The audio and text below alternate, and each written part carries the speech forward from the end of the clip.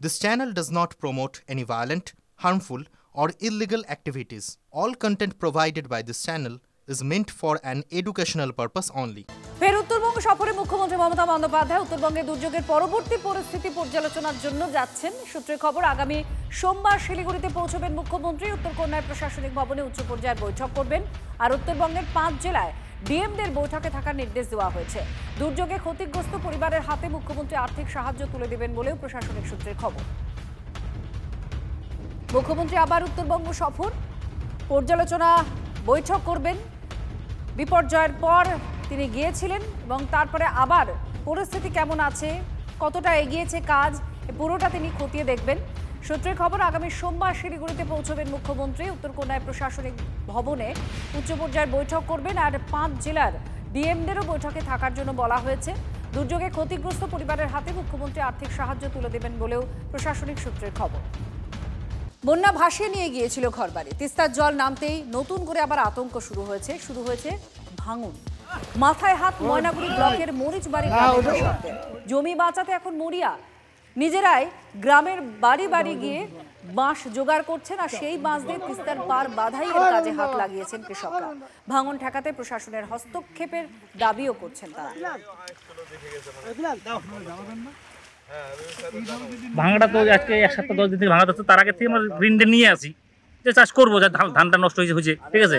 এখন তো বাঁচতে হবে, তো বাচ্চা কাচ্চা নিয়ে সংসার চালাতে হবে, ঠিক আছে। এই জন্য কিছু ঋণ নিয়েছে, কেউ ঋণ নিয়েছে, কেউ কারো কাছ থেকে যে যেরকম ভাবে ঋণ নিয়ে করছে, কেউ বন্ধ, এইভাবে নিয়ে, কেউ ব্যাংকের কাছ থেকে লোন নিয়ে সে চাষবাস করতেছে। এবার ঋণও হয়ে গেছে, সার তোলা হয়ে গেছে, কিছু চাষবাস হয়েছে, মানে ভালোই চাষ হয়ে গেছে, তারপরে ভাঙা যাচ্ছে। আমরা এই পাইলিং দিচ্ছি, জমি ভেঙে যাচ্ছে আমাদের।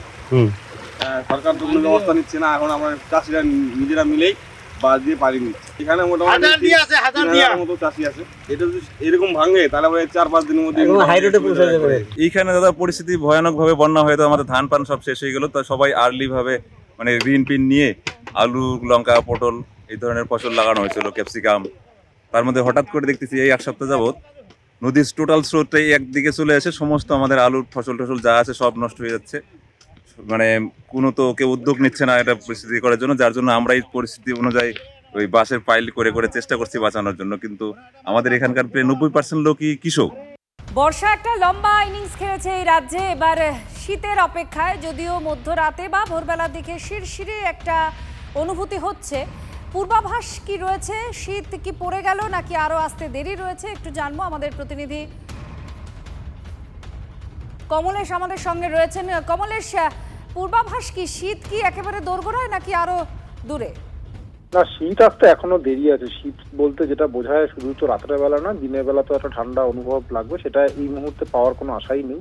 তবে রাত্রের বেলার টেম্পারেচার অনেকটাই নামবে আশা করা যায়। মানে নভেম্বরের প্রথম সপ্তাহ হয়ে গেল, এখনো কলকাতার তাপমাত্রা মানে সর্বনিম্ন তাপমাত্রা স্বাভাবিকের অনেকটাই ওপরে রয়েছে। তবে খুব তাড়াতাড়ি দিন দুয়েকের মধ্যে একটা পরিবর্তন লক্ষ্য করা যাবে। কলকাতার তাপমাত্রা 20 ডিগ্রির নিচে নামতে চলেছে, হয়তো 19 ডিগ্রিতেও নেমে যাবে। জেলার দিকে বিশেষ করে পশ্চিমাঞ্চল, পুরুলিয়া, বাঁকুড়া এই অঞ্চলের সর্বনিম্ন তাপমাত্রা ধীরে ধীরে 15-16 ডিগ্রিতে নামতে চলেছে। তবে দিনের বেলা ঠান্ডার কোনো অনুভব নেই। একটা সুবিধা যে আগামী অন্তত দিন 10 বৃষ্টি বাদলার কোনো আশঙ্কা দেখা যাচ্ছে না। আত্রেই ধন্যবাদ।